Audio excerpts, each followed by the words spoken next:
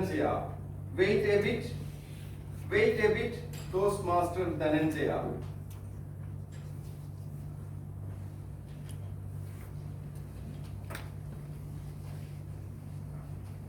About 100 years back, in the United States, there was a notorious criminal called Two Guns.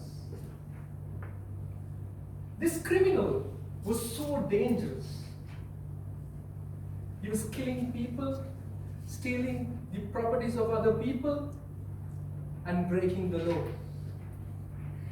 For authorities, this criminal was a headache. On one fine evening, these Two Guns decided that he should spend some time with his girlfriend. And he was with his girlfriend in her apartment. And Two Guns didn't know that it was the last day that he was spending with his girlfriend. Police decided to surround the apartment and announced that we are going to capture you. But Two Guns was not ready. He started firing at cops, and in return, cops fired at him also. A couple of bullets came and met his body, and he started bleeding, and his coat got wet. After some time, Two Guns was captured, and later he was sentenced to the electric chair. Before police captured him, he wrote a letter. In that letter, he said, "Under this wet coat, there is a wet heart, a kind heart that would not harm anybody." The criminal who killed people, the criminal who steal the properties of other people, who broke the law, said he has a kind heart. 100 years fast forward, in a country, people appointed a gentleman as the head of a very prominent financial institution. This person was appointed with a political influence. So let's not talk about the name of the country and the other things, because it is a taboo topic in Toastmasters. This gentleman influenced all the banks during a bond auction to not to vote or auction, and he made sure that a company take all the bonds at a lesser price.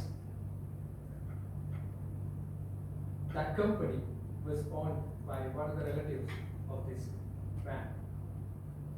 Not only that, this gentleman did something else.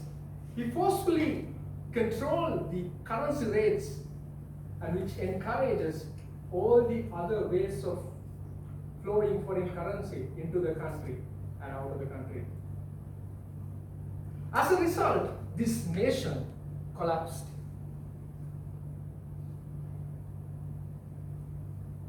And after leaving his position, this man wrote a book called Among Economic Killers. When journalists asked, "What did you do to this country?" he said, "Why don't you read my book?" Ladies and gentlemen, 100 years back, Two Guns, a criminal, didn't want to criticize himself. And after 100 years, in this century, a man didn't want to criticize himself for the crimes that he committed. Do you think your wife, your husband, your children, your parents, your subordinates, people who are reporting to you, the random guy who drives next to you, would like to get criticized? No. According to psychology, research has proved that just like people crave for appreciation, people dread, scare for criticism. When you criticize a person, you think that you are helping him. No, instead, you are breaking his personality into pieces, and then he will have an artificial wall in front of you, and you are not going to make a relationship with that person. According to research, it says, even if you want to train an animal with kindness, you can train him way better than the punishment.